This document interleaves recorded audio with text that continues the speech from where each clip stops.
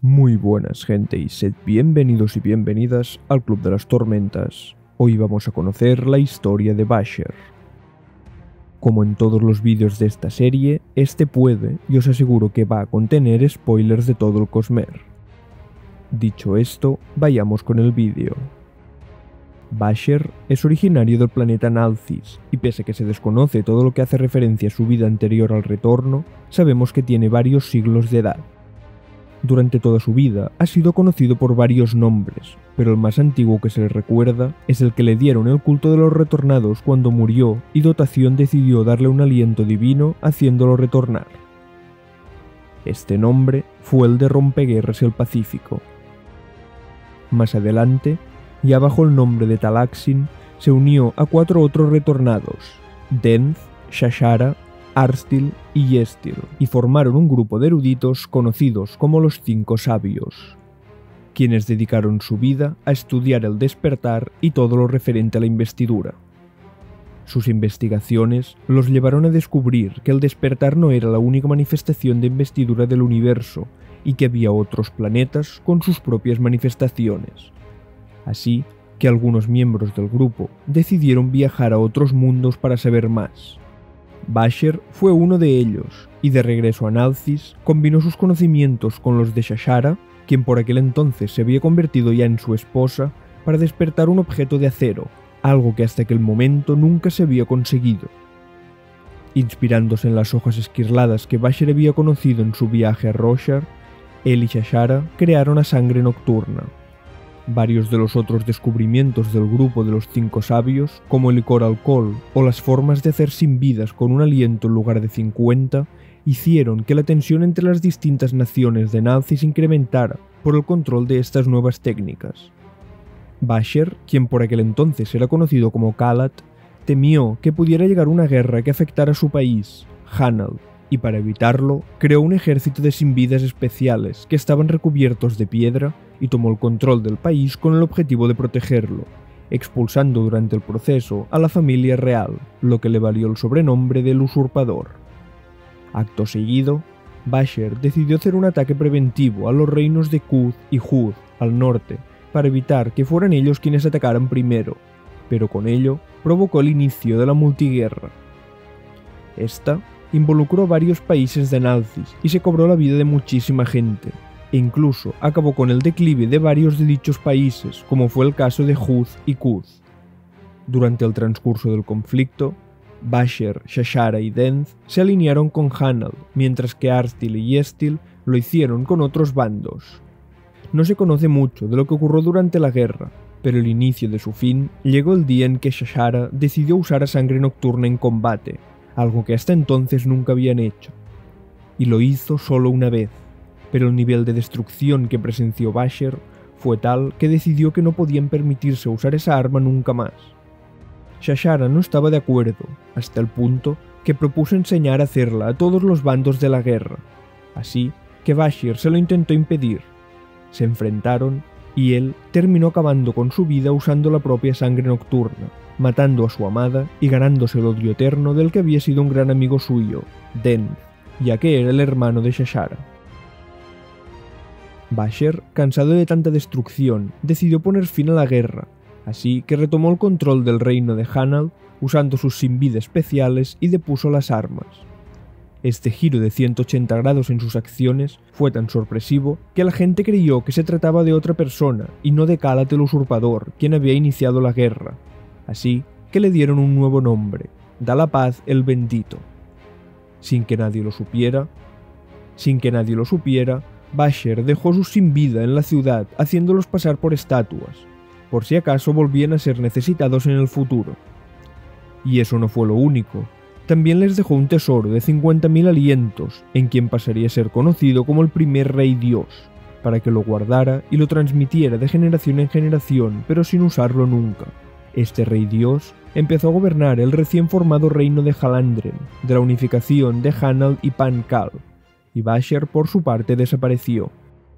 Se sabe muy poco de lo que ocurrió con él en los 2 siglos que siguieron la multiguerra, más allá de que se enfrentó a su antiguo compañero Arstil, al cual derrotó en un duelo de espadas, acabando con su vida. La siguiente información que tenemos sobre él es de poco antes del inicio de la rebelión Pan Cal.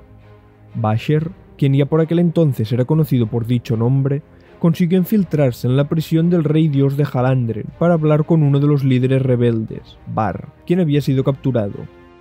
Bar estaba siendo torturado para entregar todos los alientos que había ido acumulando al imperio de Halandren, y Basher llegó a un trato con él, le dio una muerte digna a cambio de sus alientos.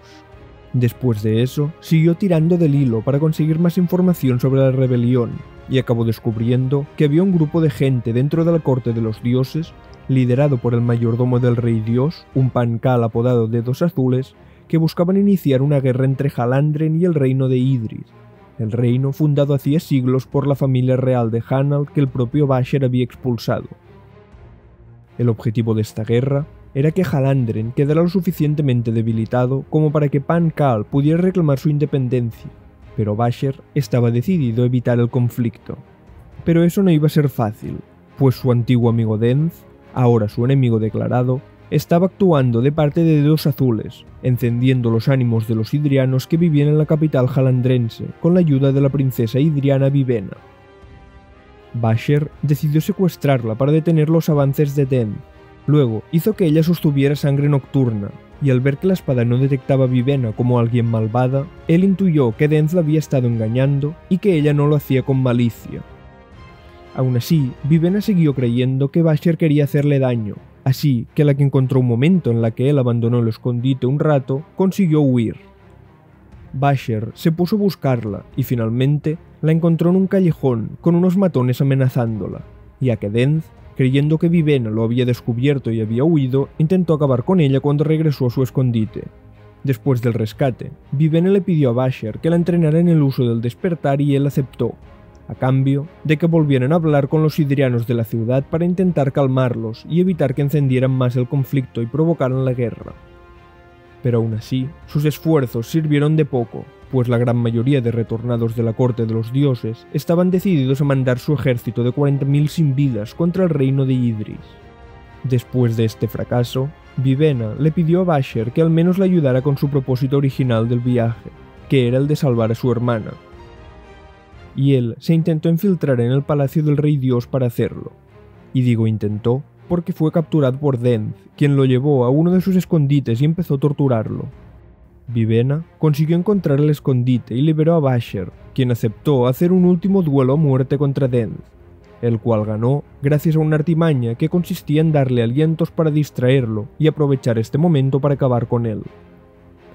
Después de eso, él y Vivena pusieron rumbo al palacio, encontrándose con Susbron y Ciri, pero descubriendo que Dedos Azules ya se había hecho con el control de los ejércitos y los había mandado a Idris. Basher descubrió que Susbron no era el tirano que se decía de él, y le confió la palabra secreta para poder controlar a los conocidos como fantasmas de Kalat, esos sin vida recubiertos de piedra que el propio Basher había dejado allí al finalizar la multiguerra, y los cuales Susbron pudo usar con todo el aliento que tenía para detener a los 40.000 sin vidas. Con la paz restaurada, las aventuras de Basher y Vivena no terminaron allí, pues el único miembro de los 5 sabios aparte de él que quedaba con vida, Yestil, se había aliado con un tirano al norte que pretendía hacer resurgir los antiguos reinos de Huz y Kuz, y Vivena y él iban a intentar impedírselo.